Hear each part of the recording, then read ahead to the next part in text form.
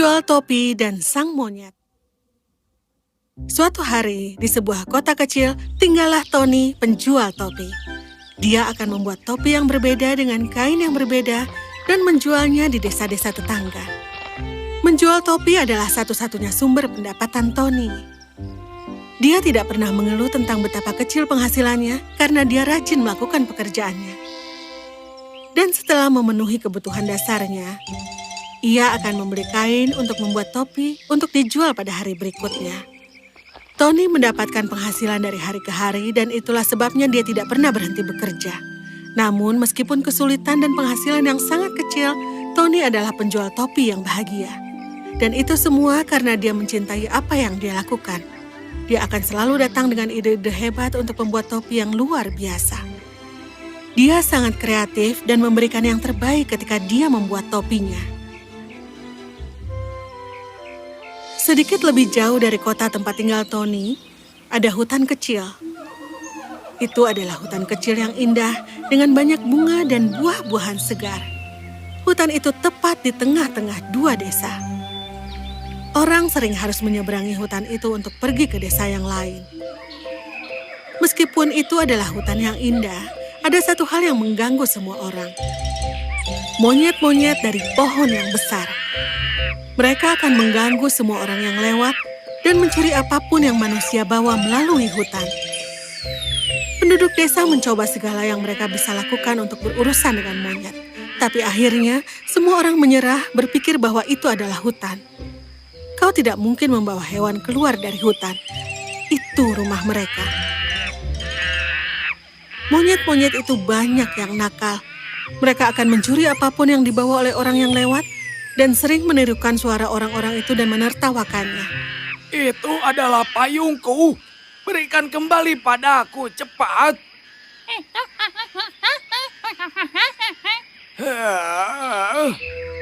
Orang-orang akan melawan, tapi pada akhirnya menyerah. Mereka tidak berdaya.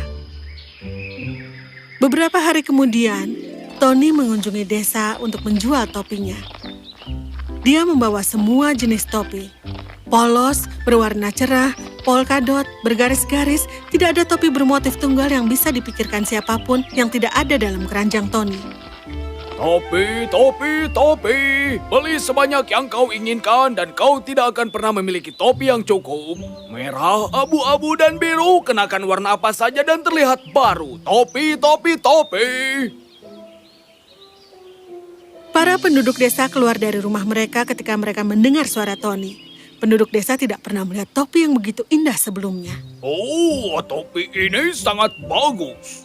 Oh, topi ini sangat lembut. Mereka sangat bagus. Ibu, apakah aku bisa memilikinya? Ini sangat lembut. Aku tidak bisa berhenti menyentuh topi ini. Dan memang benar. Banyak topi Tony terbuat dari sutra. Memang jarang topi yang terbuat dari sutra. Tetapi yang ini sangat cantik dan lembut sehingga tidak ada yang bisa menolaknya. Banyak penduduk desa membeli banyak topi dari Tony. Mereka juga menawarkan air dan makanan, tetapi dia menolak. Oh, terima kasih banyak. Tapi aku harus melanjutkan perjalananku. Aku juga harus pergi ke desa tetangga.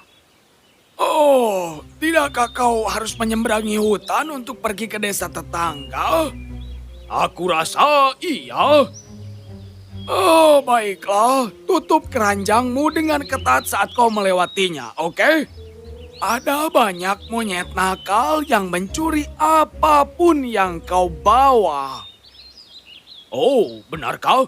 Aku akan mengingat ini. Terima kasih atas sarannya. Tony mengumpulkan semua uangnya yang diperolehnya dengan menjual topi dan berjalan pergi.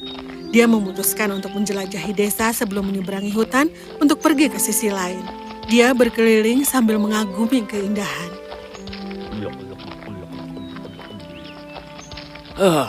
Aku sangat lapar. Aku seharusnya makan saat penduduk desa tadi menawarkanku. Aku tidak punya waktu untuk duduk dan makan sekarang. Aku harus pergi ke desa lain untuk menjual topi ini. Sudahlah. Aku akan mencari sesuatu dan memakannya begitu aku tiba di hutan. Tony tahu betul bahwa dia harus menjual semua topinya kalau dia ingin menghasilkan cukup uang untuk hari itu. Setelah berkeliling sebentar mencari makan, Ia akhirnya menemukan sebuah kios yang menjual roti yang lezat. Dia membeli 2 dan menyimpannya di keranjangnya. Tony berjalan untuk kembali ke desa dan mencapai hutan. Pada saat dia mencapai hutan, dia sudah melupakan semua tentang monyet dan nasihat orang tua itu. Dia berjalan melewati hutan sambil mengagumi bunga-bunga indah dan juga buah-buahan segar. Dia memetik beberapa buah dan membungkusnya dengan kain.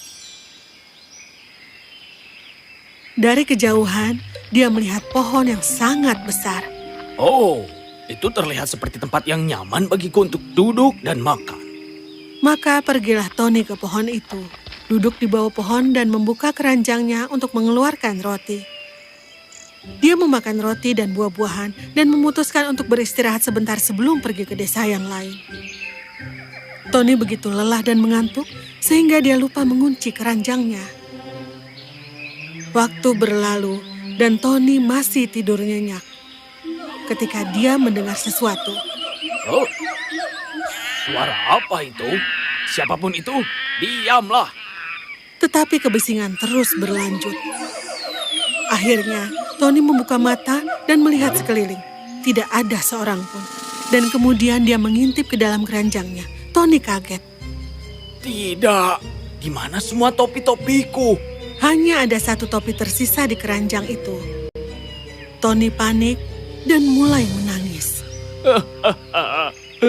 Seseorang mencuri semua topiku. Apa yang harus kulakukan? Dia kemudian menyadari bahwa suara itu tidak berhenti. Ketika akhirnya dia melihat ke atas, Oh tidak, monyet-monyet. Mereka mencuri topiku. dan di sanalah mereka.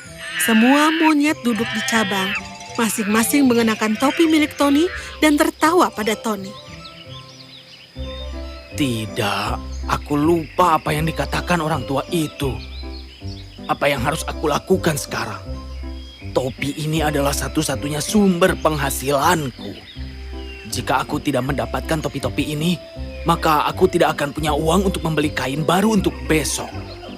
Apa yang akan aku makan? Bagaimana aku mendapatkan penghasilan? Kalian monyet-monyet, berikan topiku sekarang. Sudah cukup. Cepat turun. Sekarang.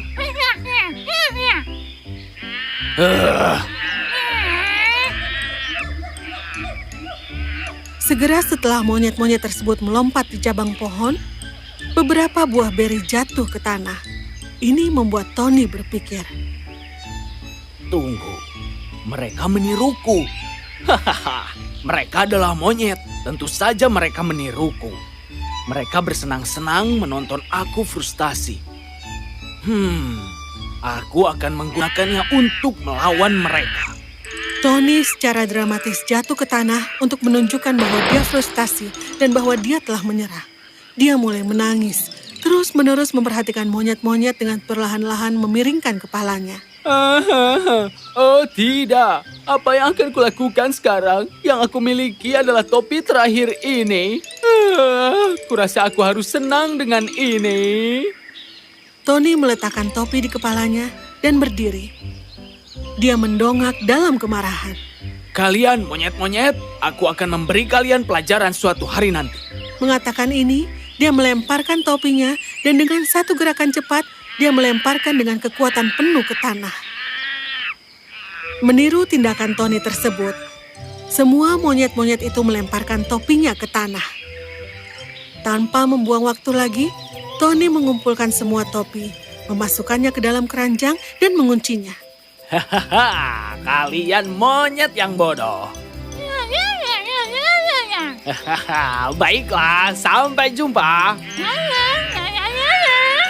Dengan demikian, Tony menyadari pentingnya untuk tetap tenang ketika segalanya tidak berjalan seperti yang kau inginkan.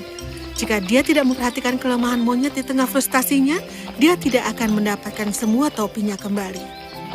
Tony dengan senang hati bersiul keluar dari hutan, menjual topinya di desa lain, mendapatkan uang dan kembali ke rumah.